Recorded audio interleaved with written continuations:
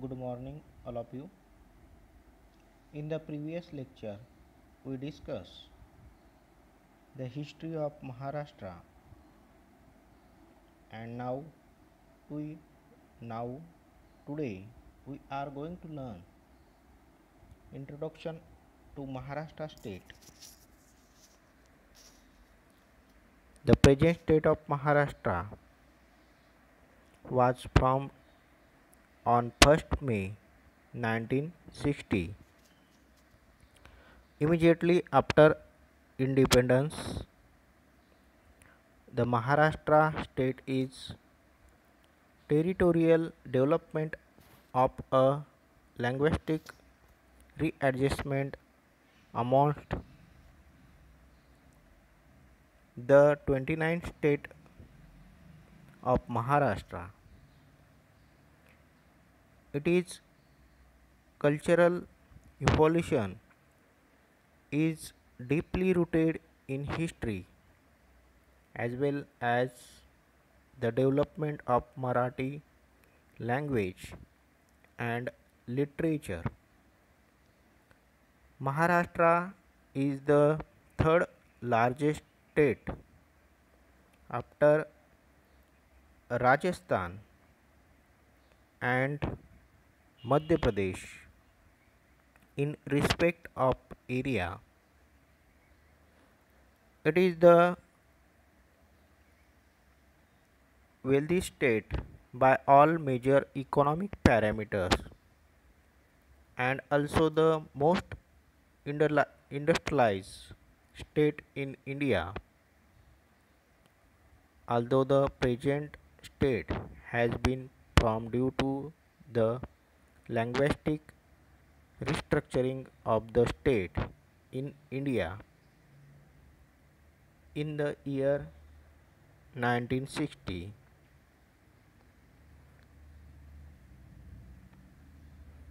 The modern Maharashtra its own identity of Marathi. The British rule created new territorial entity of Bombay Presidency state covering the area of Sindh, Gujarat and North Karnataka in 1956. North Karnataka went to Mysore state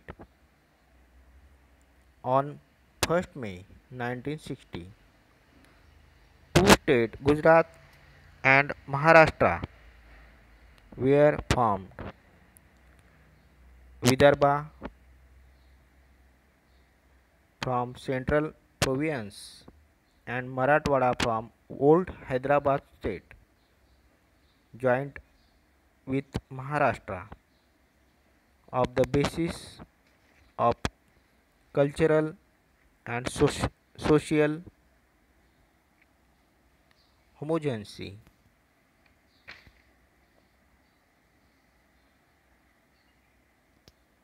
Maharashtra is developed state in India.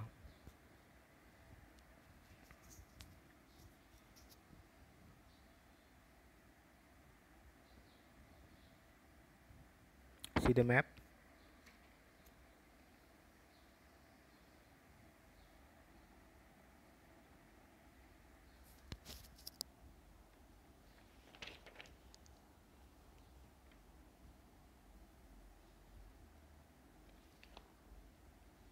In this map,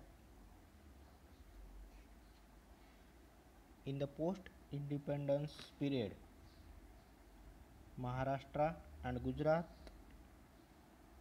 state together,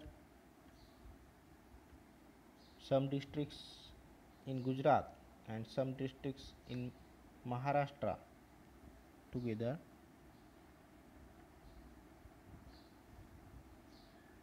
1911 ते 1941 दरम्यान महाराष्ट्र आणि गुजरात तसेच कर्नाटकाचा काही भाग आपल्याला यामध्ये दिसून येईल. जर आपण बघितलं तर पिंक कलरमध्ये जो भाग दिसतो आपल्याला बॉम्बे प्रेसिडेन्सी, यामध्ये इंग्रजांची सत्ता होती. हा पूर्ण भाग जो होता बॉम्बे प्रेसिडेन्सी नावानं ओळखला जायचा. यामध्ये पूर्ण इंग्रजांची सत्ता होते आणि यामध्ये गुजरातचा काही भाग, महाराष्ट्राचा भाग आणि कर्नाटकाचा सुद्धा बराचसा भाग त्यामध्ये आपल्याला दिसून येईल. म्हैसूर संस्थानसुद्धा आपल्याला खाली दिसून येते. आणि जर आपण बघितलं तर यामध्ये मध्य प्रांत म्हणून विदर्भाचा काही भाग ओळखला जायचा. त्याला सेंट्रल प्रोव्हिन्स या नावानं ओळखलं जायचं. यामध्ये विदर्भातील बुलढाणा, अकोला, अमरावती, वर्धा, नागपूर, भंडारा या जिल्ह्यांचा समावेश आपल्याला दिसून येईल. आणि त्यानंतर काही स्वतंत्र संस्थाने त्या काळामध्ये होती. तर मराठवाडा हैदराबाद संस्थानामध्ये आपल्याला त्या काळात दिसून येईल.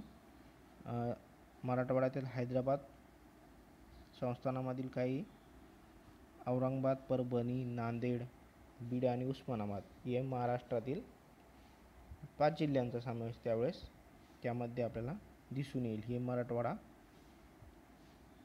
5 जिल्हे हैदराबाद संस्थानामध्ये आपल्याला दिसून येत होते. तर हा 1911 ते 1941चा महाराष्ट्राचा नकाशा आपल्याला दिसून येतो. त्यानंतर मुंबई प्रांत किंवा बॉम्बे प्रोव्हिन्स 1941 ते 1947 दरम्यान, यामध्ये या नकाशामध्ये आपल्याला दिसून येईल की महाराष्ट्राचा नकाशा कसा होता.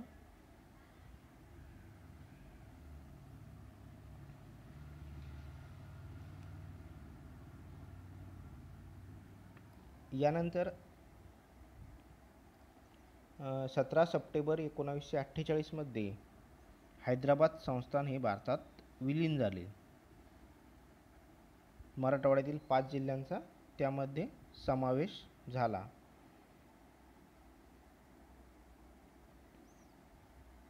आणि त्यानंतर 1954 मध्ये दादरा नगर हवेली हे स्वतंत्र झालं किंवा त्यानंतर ते स्वतंत्र होऊन गेलं, केंद्रशासित प्रदेश झाला. आणि 1956 मध्ये बॉम्बे प्रोव्हिन्स मुंबई प्रांत या नावानं स्वतंत्र महाराष्ट्राचा हा नकाशा नवीन आपल्याला तयार झालेला दिसून येईल किंवा गुजरातसह यामध्ये महाराष्ट्राचा काही भाग आपल्याला दिसून येईल. आणि यानंतर काय झालं, द्विभाषिक राज्याची निर्मिती झाली 1956 मध्ये. तर यामध्ये गुजरातचा काही भाग आणि महाराष्ट्राचा काही भाग. तर 1956 ते एप्रिल 1960 पर्यंत आपल्याला गुजरातचा काही भाग आणि महाराष्ट्राचा काही भाग या नकाशामध्ये आपल्याला दिसून येईल. तर यानंतर 2 भाषा बोलणारे लोक आणि प्रशासकीय कार्यासाठी येणारे अडथळे या कारणामुळे 1960 मध्ये स्वतंत्र महाराष्ट्राची रचना झाली. यामध्ये फक्त मराठी भाषिकच लोक होते किंवा मराठी भाषिक लोकांचं स्वतंत्र राज्य निर्माण झालं. तर 1 मे 1960 मध्ये गुजरात राज्य वेगळं झालं. त्यानंतर गोवा, दीव दमण हे पोर्तुगालचे जे राज्य पोर्तुगालच्या अंडरखाली जे होते ते सुद्धा भारतात विलीन झाले.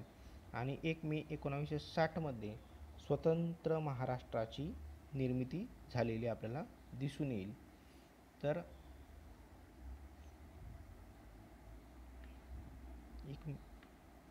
जर आपल्याला परीक्षेमध्ये विचारलं तर आपल्याला स्वतंत्र महाराष्ट्राची निर्मिती आणि भाषिक तत्वावर निर्माण झालेलं पहिलं राज्य, हा भाषिक तत्वावर निर्माण झालेलं जर पहिलं राज्य जर विचारलं तर 1956 मध्ये आंध्र प्रदेश हे भाषिक तत्वावर निर्माण झालेलं पहिलं राज्य आपल्याला आढळून येईल. आणि त्यानंतर स्वतंत्र महाराष्ट्राची निर्मिती आपल्याला झालेली दिसून येईल.